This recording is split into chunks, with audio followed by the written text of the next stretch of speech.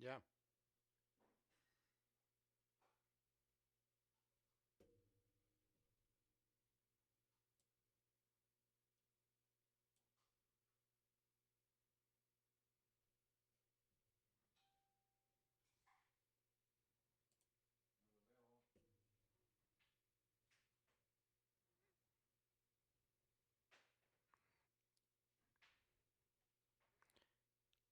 Se supone que ya.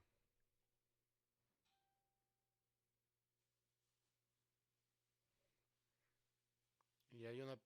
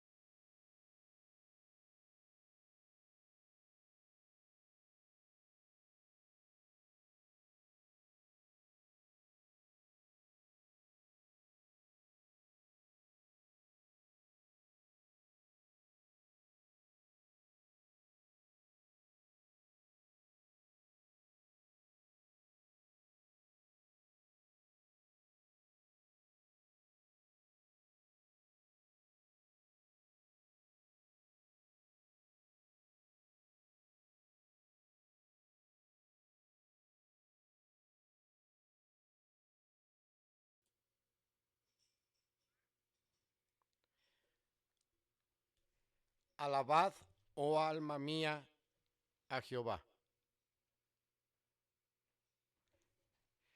Alabaré a Jehová en mi vida, cantaré salmos a mi Dios mientras viva. Salmo 146, versículo 1 y 2.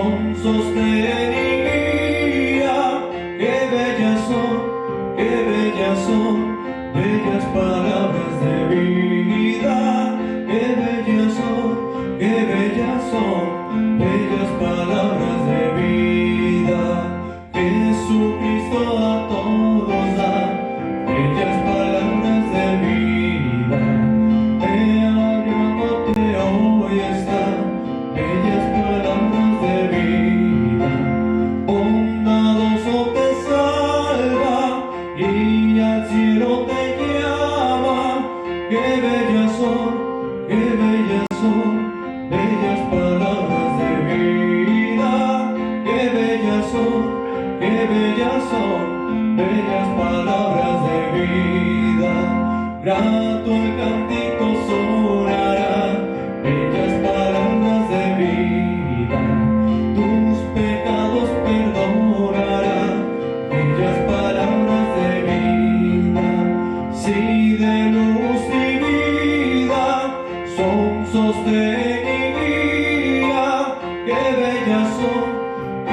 bellas palabras de vida. Qué bellas son, bellas palabras de vida.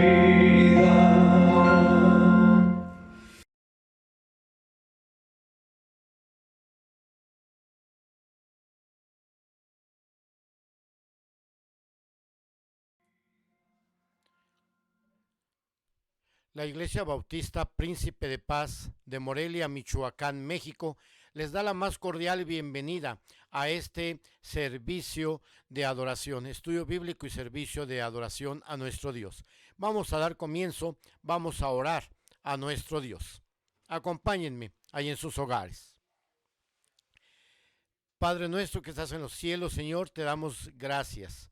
Te damos gracias, Padre, porque nos permites estar reunidos aquí para alabar tu nombre, para, Señor, glorificar tu nombre. Gracias, Padre, por esta oportunidad que nos das a través de la tecnología. Gracias, Señor, por que tú estás en el corazón de cada uno de los que estamos aquí presentes, listos para escuchar tu palabra. Abre nuestras mentes, abre nuestros corazones, para que solamente podamos escuchar tu voz. Quita todo distractor, Señor, que pueda ocasionar el que nos distraigamos y que dejemos de escuchar tu voz. Que lo que aquí tú nos enseñes, Señor, podamos llevarlo a la práctica todos los días de nuestra vida. Está pues con nosotros. En el nombre de Cristo Jesús. Amén.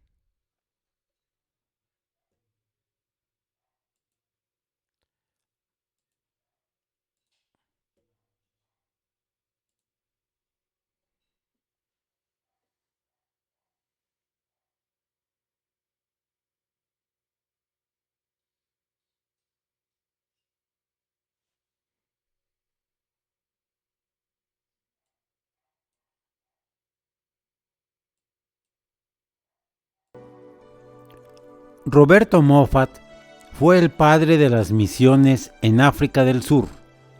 Fue evangelista, traductor, educador, diplomático y explorador. Moffat nace el 21 de diciembre de 1795 en Ormiston, Escocia, en el seno de una familia presbiteriana humilde, por lo que su preparación fue limitada y nunca tuvo una preparación bíblica formal. A los 14 años se hizo aprendiz de jardinero y a los 17 años se traslada a Cheshire, Inglaterra, para comenzar su carrera de jardinero. En 1814 se une a un grupo de metodistas. Al año siguiente, después de escuchar un sermón de William Roby, director de la Sociedad Misionera de Londres, Moffat hizo solicitud para ingresar en el servicio misionero. La sociedad lo rechazó por considerar que no era la persona con las mejores cualidades. Moffat, sin desanimarse, consigue un trabajo como jardinero cerca de la casa de William Roby y empezó a estudiar teología con él. Después de un año, solicita nuevamente su ingreso a la Sociedad Misionera de Londres y en esta ocasión fue aceptado. La Sociedad Misionera de Londres se fundó en 1795. Era una junta misionera evangélica e interdenominacional. Durante sus primeros 20 años de vida, fue creciendo paulatinamente y tenía misioneros por todo el mundo. A Moffat lo enviaron a África, junto con otros 4 misioneros nuevos, partiendo el 18 de octubre de 1816. Después de un viaje por mar que duró 85 días, el 13 de enero de 1817, llegó a Ciudad del Cabo para empezar su carrera como misionero. Moffat esperaba casarse antes de empezar su trabajo misionero. Durante su trabajo de jardinero, se había interesado en la hija de su patrón. Ella se llamaba María Smith y él creía que ella tenía un corazón amante de las misiones. El señor Smith apoyaba las aspiraciones de Moffat, pero pensar en enviar a su única hija al campo misionero lejano no lo ilusionaba mucho. Así que Moffat se fue soltero al África, donde esperó por más de 3 años hasta que los padres de María accedieron a dejarla ir a casarse con él. Ella tenía entonces 24 años de edad. Después de varios meses, Moffat y una pareja de misioneros obtuvieron permiso para viajar a las regiones estériles de Namaqualandia, a varios centenares de kilómetros de Ciudad del Cabo. Aquí conoció a un temible cacique o tenote de nombre Africanero, a quien un misionero holandés ya le había predicado del Evangelio. Pasó casi 2 años en este lugar. Africanero era un temible bandido que se dedicaba a atacar las granjas de los colonos. Sin embargo, había cambiado cuando conoció a Cristo. Moffat lo llevó a Ciudad del Cabo para que los colonos blancos vieran el cambio. El viaje dio buen resultado. Por donde pasaba Moffat, la gente quedaba impresionada con el cambio de Africanero y se empezó a dar reconocimiento al trabajo como misionero de Moffat. Presentar a Africanero no fue la única razón de su viaje a Ciudad del Cabo. En diciembre de 1819 había llegado María Smith de Inglaterra y 3 semanas después, el 27 de diciembre de 1819, contrajeron matrimonio. Fue una unión feliz desde el principio y así continuó durante 53 años. Su luna de miel fue un viaje en carretera a unos 1000 kilómetros hasta Curumán. Tuvieron que cruzar desiertos, densos bosques, pantanos y ríos desbordados. No iban solos. Un misionero joven los acompañaba. A Moffat le parecía que Curumán sería un campo fértil para el Evangelio. Esperaba que Africanero y su gente se mudara para allá, pero desafortunadamente Africanero murió antes de hacerse el traslado. La misión se situó en la desembocadura del río Curumán, alimentado por un manantial de agua cristalina.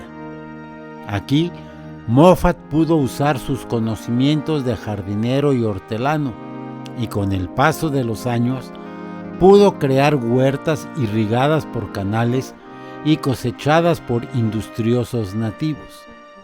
Curumán se convirtió en una misión modelo. Los primeros años de los Moffat en Curumán fueron difíciles. Vivían en condiciones primitivas. Su casa era de barro, con la cocina separada de la casa. Aunque María no estaba acostumbrada a trabajos duros, se adaptó muy bien a la vida africana. Pronto aprendió a lavar la ropa en el río y a cocinar en un fogón abierto. Venció el disgusto de limpiar los pisos con estiércol de vaca, que asentaba el polvo y ahuyentaba las pulgas. La principal dificultad eran los botswanas, con quienes trabajaba Moffat. No aceptaban el Evangelio y estaban llenos de supersticiones. Cuando el encargado de hacer llover no podía impedir la sequía, le echaban la culpa a Moffat. Era muy común el robo y varias veces la casa de los Moffat fue saqueada. En 1823, oleadas de tribus nómadas pusieron en peligro la existencia de los botswanas. Moffat puso en práctica sus habilidades diplomáticas. Mediante acuerdos y disposiciones militares con otra tribu, pudo evitar la inminente destrucción de los botswanas. Así Moffat se convirtió en una especie de general civil y tuvo que salir a encontrar al enemigo. Los esfuerzos de paz fracasaron y se libró una feroz batalla, donde la tribu invasora Mantate fue derrotada, debilitada y rechazada. De aquí en adelante, el papel de líder de Moffat quedó asegurado. Obtuvo mucho respeto, pero en su trabajo evangelístico no tenía el mismo éxito. Tenía pocos convertidos. La poligamia era un problema persistente en ese entonces, como lo es todavía en la actualidad. María se desanimaba. Tal vez el lento progreso del cristianismo se debía a una falta de comprensión mutua. Moffat no entendía las costumbres botswanas y no había aprendido el idioma de ellos. Durante años, su forma de comunicarse era a través del holandés del Cabo, que era una lengua comercial que algunos botswanas usaban en sus transacciones mercantiles rudimentarias. Después de varios años, Moffat se dio cuenta que el aprendizaje del idioma era la única solución para una buena comunicación del Evangelio. En 1827 dejó a su familia y se internó en la selva con algunos indígenas y se dedicó por completo al estudio del idioma durante 11 semanas. A su regreso, Moffat se dedicó a la traducción de la Biblia, tarea que le llevó 29 años completar. Estaba consciente de que su versión tenía errores. En una ocasión, debido a una mala traducción, los nativos se sorprendieron de que Pablo quisiera armarse con revólveres, pero con paciencia y muchas revisiones logró dar claridad a su trabajo.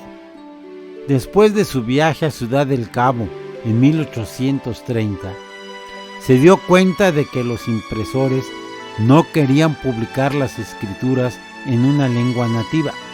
Temían que eso levantara el nivel social de una raza considerada inferior. Entonces Moffat se vio en la necesidad de imprimir él mismo el Evangelio de Lucas en una imprenta del gobierno. A su regreso a Curumán, llevó una imprenta donada por la misión, donde imprimió el resto de la Biblia. La traducción de la Biblia trajo resultados positivos. En 1836, durante un culto cristiano en una zona apartada, Moffat se sorprendió cuando un joven en pie empezó a citar el Evangelio de Lucas en su propio idioma. Al aprender el idioma, no solo pudo traducir la Biblia, sino que le permitió comunicarse mejor y produjo un nuevo entendimiento en su enseñanza. Inició una escuela y el mensaje empezó a echar raíces. El primer bautismo ocurrió en 1829, casi 10 años después de la llegada de los Moffat a Curumán. En 1838 construyeron un templo grande de piedra, el cual todavía está en pie. La influencia de Moffat se extendió más allá de Curumán. El núcleo de creyentes en Curumán no pasó de 200, pero su influencia se sentía a kilómetros de ahí. Los caciques o sus representantes venían de tribus lejanas a oír su mensaje. En 1829, un cacique de mala fama llamado Moselecaste mandó a 5 representantes para que llevaran a Moffat a su presencia. El encuentro entre el misionero y el cacique fue inolvidable. El jefe Moselekatse se sintió conmovido por la visita del misionero. Así se inició una gran amistad que duró 30 años. Y aunque Moselekatse nunca se convirtió al cristianismo, sí permitió que los misioneros establecieran una misión en su tribu. Uno de los misioneros que trabajaron ahí fue Juan y Emilia, el hijo y nuera de Moffat. Con el correr de los años, Kurumán se convirtió en un ejemplo de civilización africana. Existía un canal de riego y unas 200 hectáreas cultivadas por los africanos. La casa de Moffat era de piedra con un patio cerrado. Los Moffat tuvieron 10 hijos, pero solo 7 llegaron a ser adultos. De estos, 5 tomaron parte activa en las misiones en el África. Después de 53 años de vivir en África, los Moffat pensaron que era hora de jubilarse. En 1862 habían perdido a sus 2 hijos mayores en un lapso de pocos meses. Su hijo Juan se hizo cargo de la misión de Kurumán y además había muchos misioneros jóvenes. Su hija Mary se casó con el doctor David Livingstone. El 10 de junio de 1870 viajaron de regreso a Inglaterra. Les costó trabajo adaptarse a la vida en Inglaterra. Mary murió en Brixton en enero de 1871 y Roberto, que le sobrevivió 13 años más, se dedicó hasta su muerte a viajar por Gran Bretaña, promoviendo las misiones en África entre adultos y jóvenes. Murió en Leigh, a 40 kilómetros al sudeste de Londres, el 8 de agosto de 1883. Gracias a Dios por la vida de aquellos que, sin importar su bienestar ni el de su familia, están dispuestos a ir hasta el fin del mundo a predicar el Evangelio. Debemos imitarlos. Debemos amar tanto a nuestros semejantes que estemos dispuestos a cualquier sacrificio para que ellos conozcan a nuestro Señor Jesucristo, le entreguen su vida y así puedan ser salvos. Alguien hizo ese sacrificio y por eso nosotros tenemos vida eterna.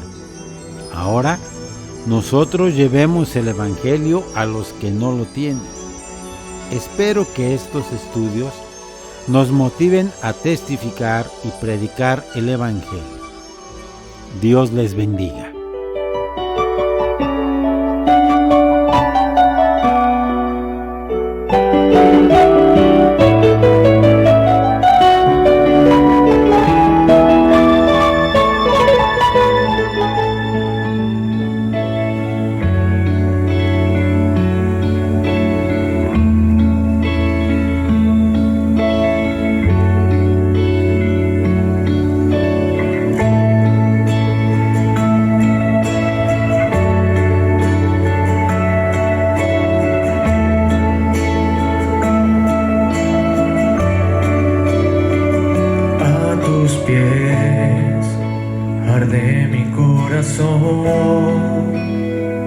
A tus pies entrego lo que soy, ese lugar de mi seguridad,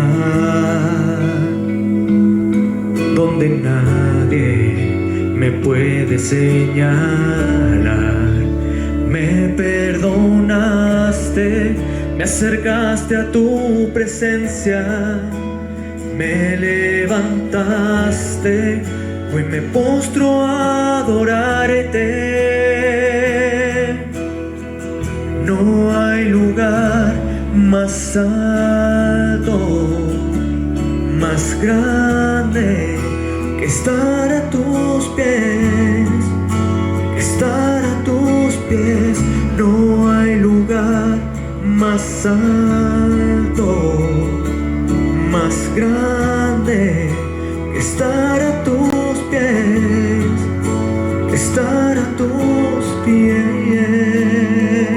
A tus pies, arde mi corazón. A tus pies, entrego lo que soy. Es el lugar de mi seguridad, donde nadie me puede señalar. Me perdonaste, Me acercaste a tu presencia, me levantaste, hoy me postro a adorarte. No hay lugar más alto, más grande, que estar a tus pies, que estar a tus pies. No hay lugar más alto, más grande, que estar a tus pies, que estar a tus pies.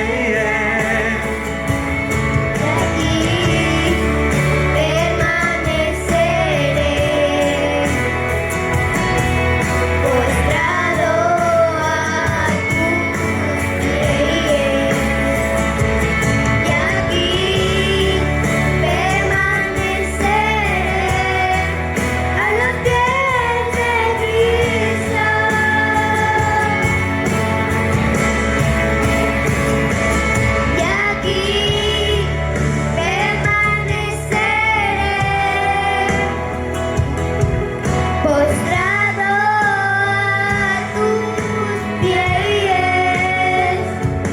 Y aquí permaneceré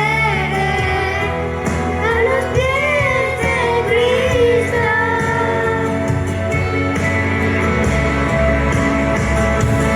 Y aquí permaneceré,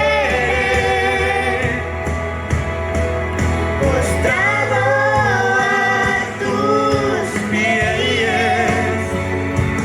Y aquí permaneceré a los pies de Cristo. No hay lugar más alto, más grande, que estar a tus pies, que estar a tus pies.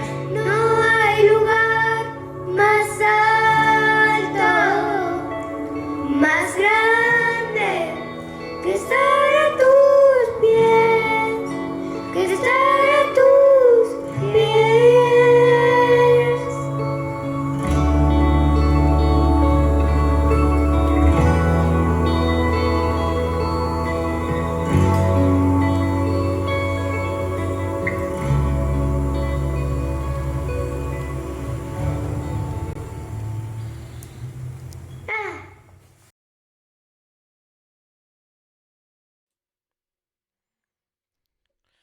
Hermanos, vamos a abrir nuestras Biblias y lo vamos a hacer en el Evangelio de Juan, capítulo 8, versículos del 31 al 38. Evangelio de Juan, capítulo 8, versículos del 31 al 38. Dice así la palabra de nuestro Dios. Dijo entonces Jesús a los judíos que habían creído en él: si vosotros permaneciereis en mi palabra, seréis verdaderamente mis discípulos, y conoceréis la verdad, y la verdad os hará libres. Le respondieron: linaje de Abraham somos, y jamás hemos sido esclavos de nadie. ¿Cómo dices tú, seréis libres? Jesús les respondió: de cierto os digo, que todo aquel que hace pecado, esclavo es del pecado. y el esclavo no queda en la casa para siempre, el Hijo sí queda para siempre. Así que, si el Hijo os libertare, seréis verdaderamente libres. Sé que sois descendientes de Abraham, pero procuráis matarme, porque mi palabra no haya cabida en vosotros. Yo hablo lo que he visto cerca del Padre, y vosotros hacéis lo que habéis oído cerca de vuestro Padre. Vamos a orar a nuestro Dios. Padre nuestro que estás en los cielos, Señor, nuevamente estamos ante ti en esta hora para pedirte, Padre, que abras nuestro corazón y abras nuestras mentes y que pongamos atención únicamente a lo que tú tienes que decirnos en esta hora. Que escuchemos tu voz y que, Señor, guardemos en nuestros corazones las enseñanzas o la enseñanza que tú tienes para nosotros en este día. En el nombre de Cristo Jesús. Amén. Hermanos, en esta hora vamos a hablar acerca de un tema que para mí es un tema muy importante. Ese tema yo lo titulé Verdaderamente libres. Verdaderamente libres. Y lo basé precisamente en el pasaje que acabamos de leer del Evangelio de Juan, capítulo 8, versículos 31 al 38. Si vemos el contexto de este pasaje, podemos ver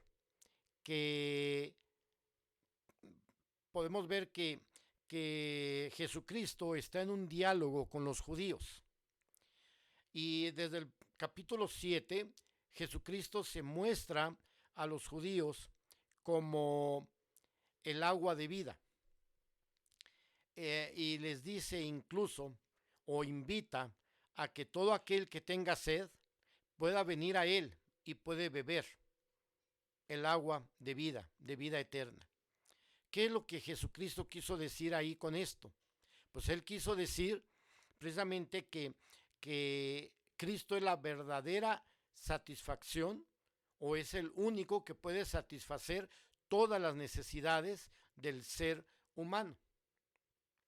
Más adelante, Jesucristo se revela como la luz del mundo. Y de esta forma, Jesucristo está manifestando que Él es Dios y que Él es la fuente, por lo tanto, de luz eterna. Y con eso también nos hace ver que es la única manera en que nosotros podamos ver que el mundo está en tinieblas por efectos del pecado y que solamente Él es el único que puede redimir a la tierra de esa condición, al mundo de esa condición. Y en este pasaje que estamos nosotros aquí, o que vamos a considerar en esta hora, Jesucristo se está mostrando, está hablando, fíjense que viene algo bien importante, Él está hablando, dice que dijo entonces Jesús a los judíos que habían creído en Él, estaba hablando con judíos que ya habían creído en Él, y les está manifestando a estos judíos, ¿sí? Les está hablando desde otro punto de vista, y les está hablando acerca de la relación del hombre con la verdad. ¿Sí? Eran judíos que habían creído en Jesucristo y Él les está mostrando otro lado, ¿no? del cristianismo, lo que es la relación del hombre con la verdad. Y les está enseñando cómo eso determina, esa relación con la verdad, determina si nosotros somos libres o somos esclavos. Entonces no perdamos de vista que está hablando ya, si lo consideramos en nuestros tiempos, está hablando con gente cristiana. ¿A qué se refiere cuando se nos habla de esclavitud? ¿A qué se refiere? Bueno, si se fijan aquí, hay una controversia entre Jesús y los judíos, porque cuando Él les dice, si vosotros permaneciereis en mi palabra, seréis verdaderamente mis discípulos y conoceréis la verdad y la verdad os hará libre. Fíjense cómo le contestan los judíos. Si el linaje de Abraham somos y jamás hemos sido esclavos de nadie. ¿Cómo dices tú? Seréis libres. Quienes están escuchando aquí a Jesús no están entendiendo el real sentido de las palabras de Jesús y entonces se ven confundidos y se ven escandalizados ante lo que Jesús les está predicando, con cada cosa que Jesús va diciendo. Ellos parecen más perdidos y lo único que saben es que en realidad están odiando a Jesús, lo empiezan a considerar un palabrero, lo consideran un loco o incluso hay quienes lo consideraron un endemoniado. Pero lejos de eso, Jesús les está hablando palabras de vida a los que ellos a las que ellos deberían de estar atentos y que deberían de creer y que deberían de atesorar en sus corazones. Habiéndose ya preparado como el agua de vida, y haber escuchado sobre la luz del mundo, ahora les hace ver que solo Él es el único que puede traerles libertad. Y naturalmente, si Jesús les está ofreciendo libertad, eso significa entonces que ellos en ese momento no tienen esa libertad.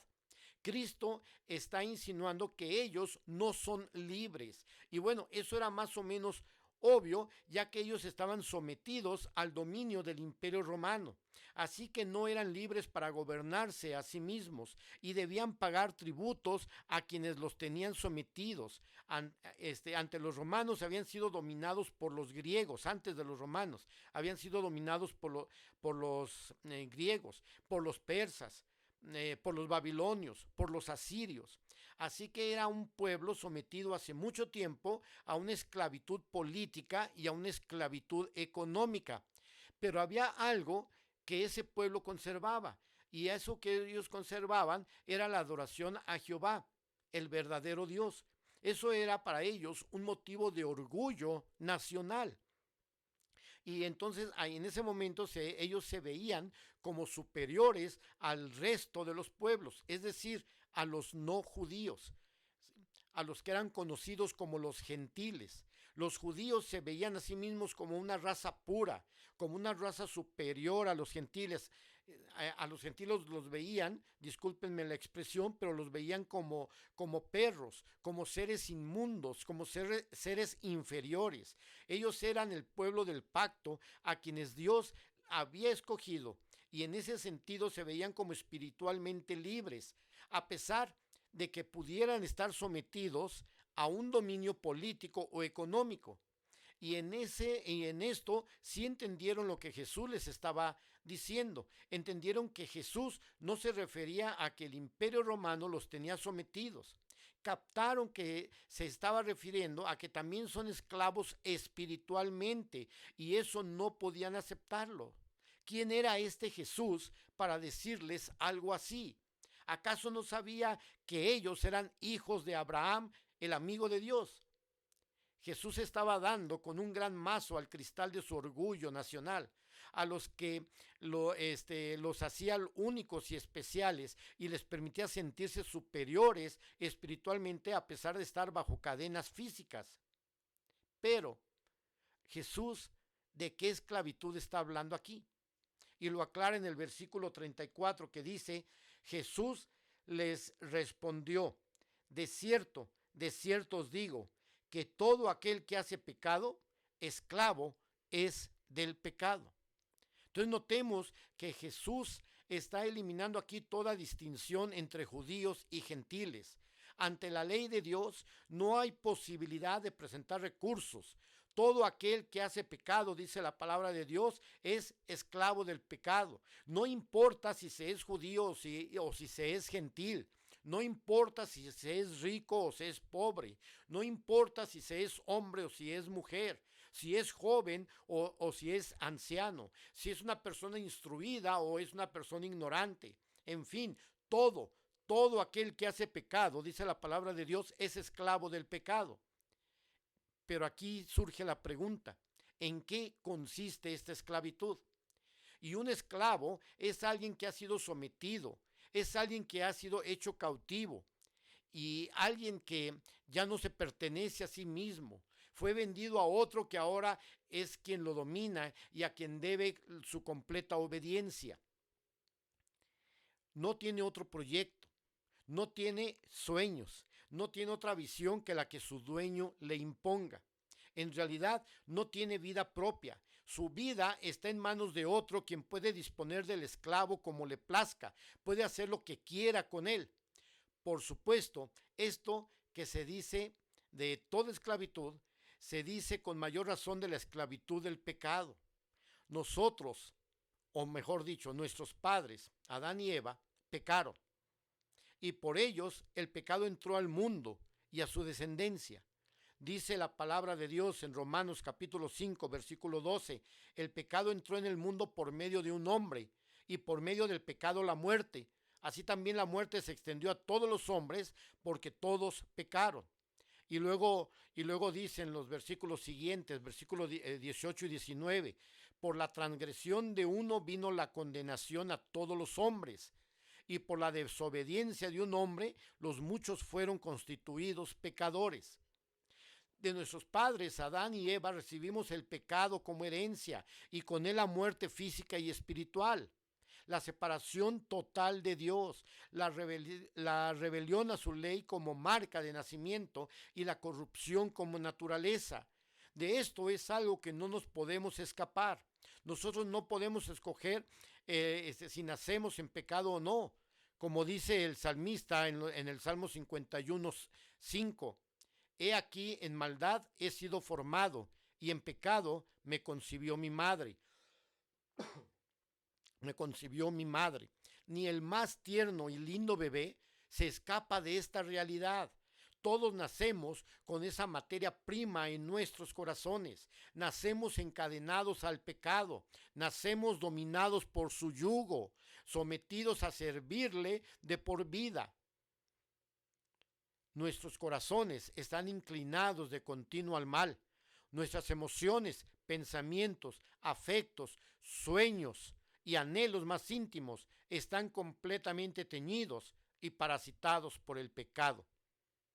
Hasta de comer, beber y respirar, todo eso lo hacemos en pecado. ¿Por qué? Porque no lo hacemos para glorificar a Dios, no lo hacemos para gloria de Dios. Entonces, la rebelión está marcada a fuego en nuestra alma. La Escritura, la palabra de Dios, nos da una fotografía que muestra con fidelidad nuestra condición natural. Y dice en Tito capítulo 3, versículo 3, porque nosotros también en otro tiempo éramos necios, desobedientes, extraviados, esclavos de deleites y placeres diversos, viviendo en malicia y envidia, aborrecidos y odiándonos unos a otros. En esta condición de esclavos del pecado, cuando intentes hacer el bien, harás en realidad el mal, porque tu corazón obrará con motivaciones incorrectas y para fines desviados. Cuando intentes adorar a Dios, cometerás idolatría, porque la corrupción de tu corazón te inclinará hacia un Dios falso. Cuando intentes liberarte de tu maldad, quedarás en realidad más esclavizado, ya que el engaño del pecado te hará pensar que estás logrando redimirte a ti mismo, cuando en realidad sigues encadenado en celdas profundas y oscuras de perversión. Allí, donde quieres huir, el pecado irá contigo. Y miren, a veces pensamos que la libertad es cuando podemos hacer todo lo que nosotros queramos. Y no nos damos cuenta que en realidad no es así. Porque a veces vivimos en pecado, y la palabra de Dios dice que el pecado nos hace esclavos, porque somos esclavos del pecado. No hacemos lo que nosotros queremos. Mentira. Hacemos lo que el mundo nos ofrece. Dice en Jeremías capítulo 2, versículo 22, aunque te laves con lejía y uses mucho jabón, la mancha de tu iniquidad está aún delante de mí, declara el Señor Dios. Podrás utilizar lo que tú quieras para quitar tus cadenas. Podrás utilizar la sierra más poderosa, pero nada de eso te va a ayudar a liberarte del pecado. La esclavitud del pecado, podemos decir que es la madre de todas las esclavitudes. Entonces, hermanos, estamos viviendo cuando no hacemos la voluntad de Dios, estamos viviendo como esclavos del pecado. Les digo, a veces pensamos que la verdadera libertad es cuando podemos hacer lo que nosotros queramos. Podemos ir a donde nosotros queremos, pero no nos damos cuenta que nos estamos convirtiendo en esclavos de nuestros vicios, en esclavos de nuestras adicciones. Eso es lo que realmente está pasando. Pero entonces, si todo aquel que hace pecado es esclavo del pecado, ¿cuál será entonces la verdadera libertad? ¿Cuál será entonces la libertad, la verdadera libertad? Y es cuando se habla precisamente de que somos esclavos del pecado, es la esclavitud a la que Jesús o la que Jesús tuvo en mente cuando les ofrece libertad a los judíos que lo estaban en ese momento escuchando.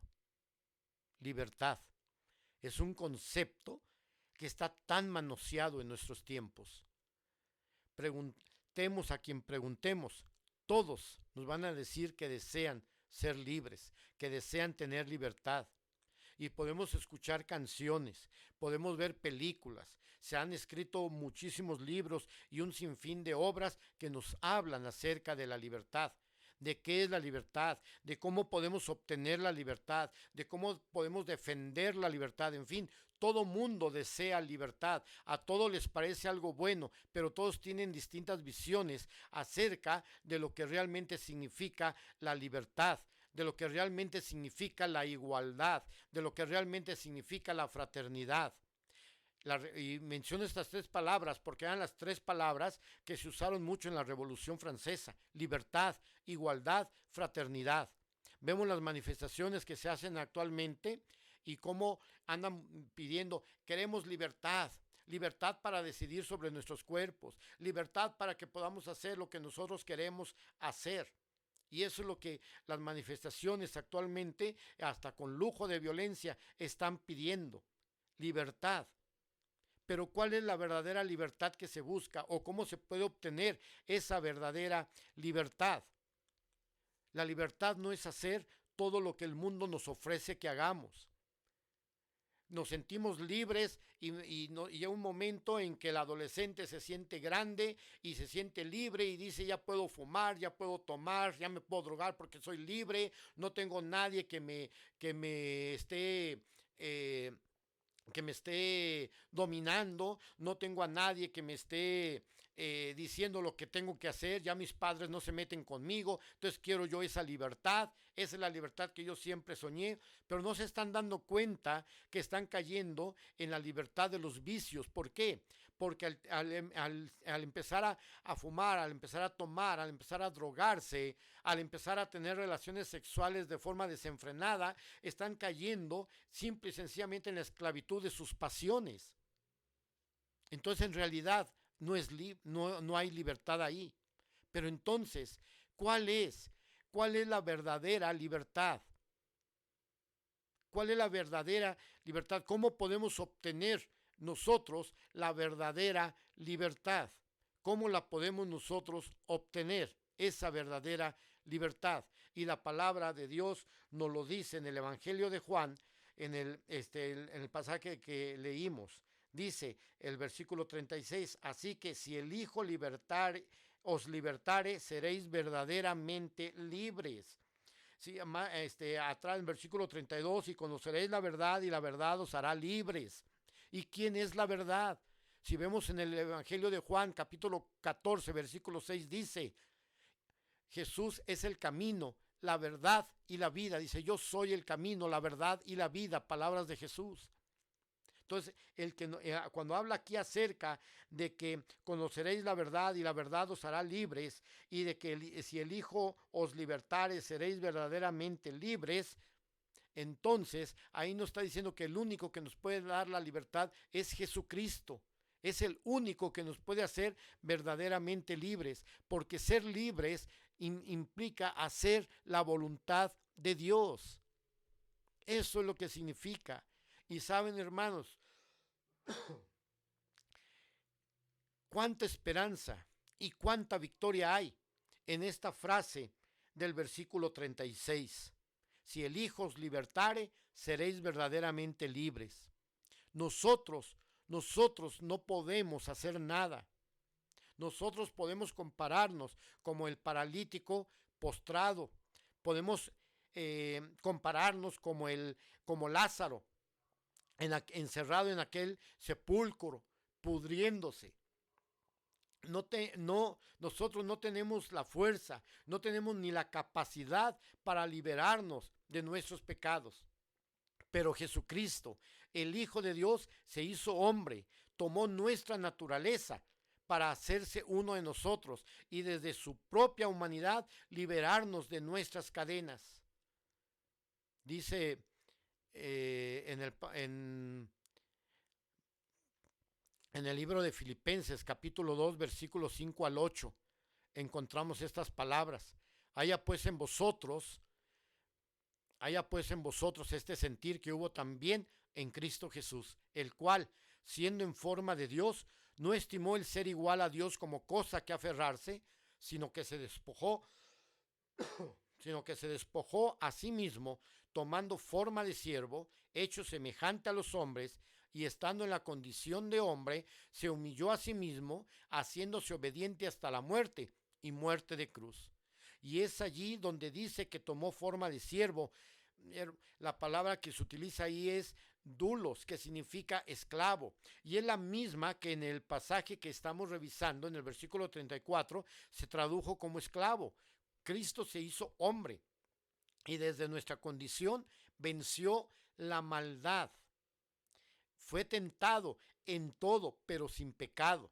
Y él, Jesús, quien fue el que fue completamente justo, tomó sobre sí todo nuestro pecado, tomó sobre sí toda nuestra maldad y los llevó a la cruz, y allí mató todas nuestras transgresiones, aniquiló nuestro pecado, muriendo la muerte que nosotros merecíamos morir, pagando el precio que nosotros debíamos pagar. Quien va a Cristo ya no tiene más deuda con el pecado. El pecado ya no puede más reclamarnos como dueños, como un amo. No puede reinar sobre nosotros, no puede dominarnos, porque Cristo pagó nuestra liberación con su sacrificio. Y es por eso que Jesucristo puede ofrecer libertad, porque Él la compró con su propia sangre. Solo Él tiene esa autoridad de poder decir: si yo los libero, ustedes serán verdaderamente libres. Hermanos, solamente escuchando la voz de Dios y dejando entrar a Jesucristo en nuestro corazón, solamente así podemos ser verdaderamente libres. No hay otra forma de ser libres. Queremos tener libertad. Jesucristo ya pagó nuestra libertad. Una libertad que es verdaderamente libertad. Lo que tenemos que hacer nosotros es entregar nuestras vidas a aquel que nos hizo verdaderamente libres, al único que es nuestro libertador, el bendito Hijo de Dios. Porque de tal manera amó Dios al mundo, que ha dado a su Hijo unigénito, para que todo aquel que en él crea no se pierda, mas tenga vida eterna. La única libertad la podemos obtener solamente teniendo a Cristo en nuestros corazones. Y conoceréis la verdad, y la verdad os hará verdaderamente libres.